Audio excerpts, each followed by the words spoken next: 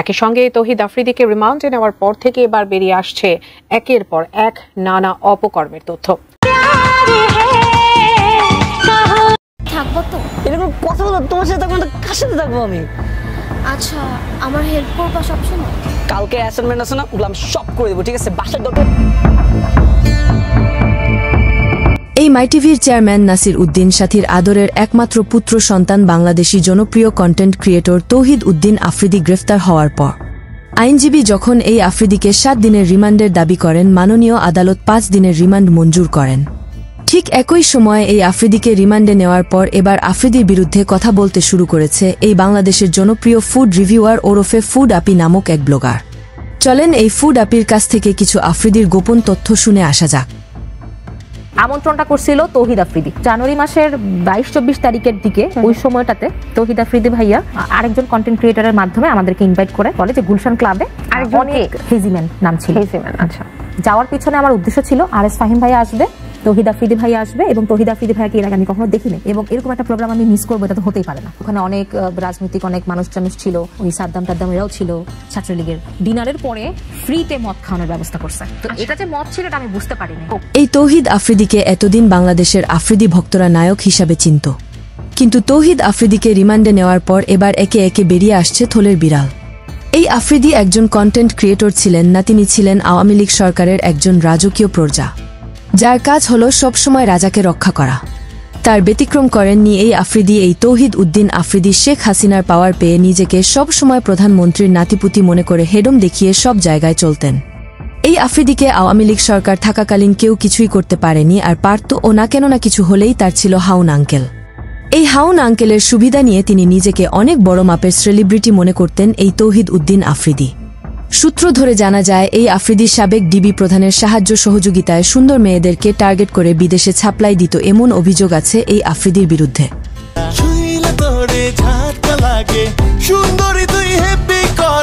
এছাড়াও যে কোনো কন্টেন্ট ক্রিয়েটর আফ্রিদিকে তোয়াক্কা না করে ইউটিউবে বড় হতে চেয়েছে, তাকেও দমিয়ে রেখেছে এই আফ্রিদি, যা প্রমাণ কিন্তু অলরেডি দেশের মানুষ চায়ের দোকান থেকে শুরু করে প্রতিটা ঘরে ঘরে বসে এই কন্টেন্ট ক্রিয়েটর শায়েমের সাক্ষাৎকারে উঠে এসেছে।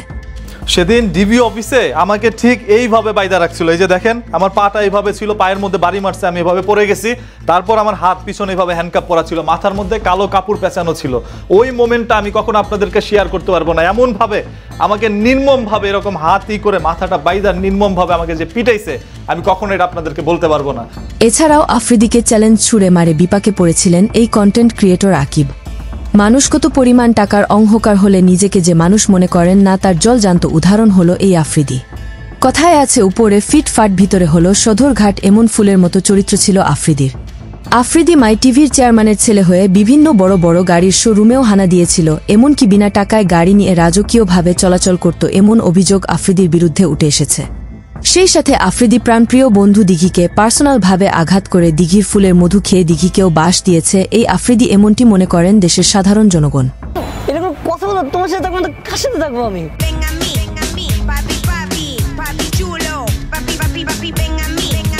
এছাড়াও মুনিয়া হত্যার সাথে জড়িত থাকতে পারে আফ্রিদি, কেননা যখন মুনিয়াকে হত্যা করা হয়েছিল তখন আওয়ামী লীগের পাওয়ারের কাছে লুকিয়ে থাকে আফ্রিদির নাম। কিন্তু আফ্রিদি যখন নাটকীয়ভাবে গ্রেফতার হয়, তখন আফ্রিদির সাথে মুনিয়ার যে প্রেমের সম্পর্ক ছিল তা আর বুঝতে বাকি ছিল না কারোরই, কেননা আফ্রিদি ও মুনিয়া মুনের অলরেডি কল রেকর্ড ফাঁস হয়ে দেশের সাধারণ জনগণ শুনে আফ্রিদিকে কতটা খারাপ ছিল তা আর বুঝতে বাকি ছিল না কারোরই। বলছে রসকস থাকবে না, মানে তুমি টাইম দিবা না, এটা তো আছেই। ও রসকস থাকবে না বিয়ের পর, বিয়ের আগে রসকস না, বিয়ের পর তো আরো দূরে। উনি কিভাবে বললো, ওনাকে কি তোমার উপরে কি? একটি ছেলের জীবনে কতটা মেয়ে প্রয়োজন আপনারাই বলেন। এই আফ্রিদির এত পরিমাণ মেয়ে নেশা ছিল, সেটা আপনারা কল্পনাই করতে পারবেন না।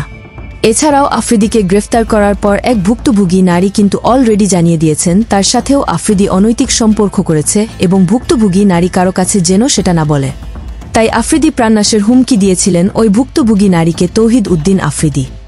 যে বিভিন্ন মেয়েদের সাথে ওর সম্পর্ক আছে, এবং মুনিয়া নামে যে একটা মেয়ে আছে ওর সাথে ওর সম্পর্ক, মানে ইনডিরেক্টলি ও আমাকে হত্যার হুমকি দেয়। পরিশেষে আফ্রিদিকে ঘিরে এবার এক ভুক্তভোগী নারী নতুন তথ্য দিয়েছেন। আফ্রিদিকে নিয়ে চলেন শুনে আসা যাক।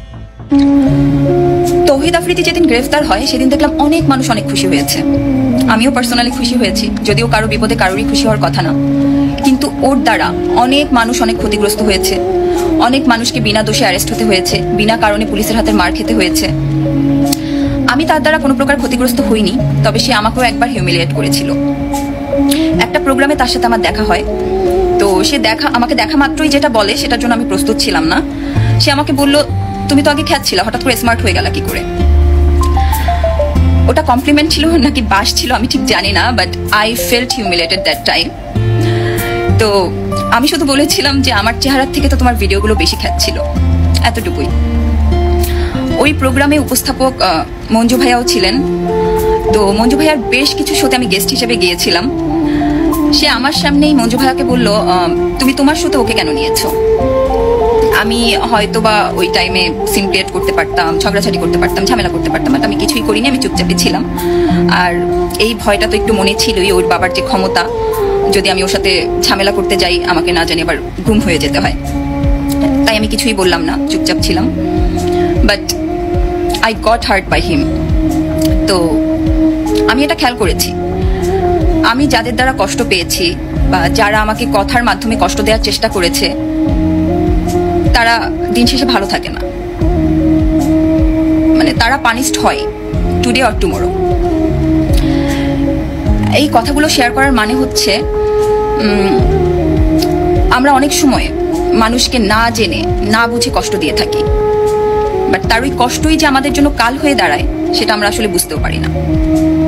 আমার সাথে যে সবসময় ভালো হয় তা না, আমার সাথে অনেক খারাপ ঘটনা ঘটে, এবং যখন আমার সাথে খারাপ কিছু হয় তখন আমি বুঝতে পারি আমি হয়তো বা কোনো মানুষকে কষ্ট দিয়ে ফেলেছি, যার কারণে এই খারাপ জিনিসটা আমার সাথে হচ্ছে।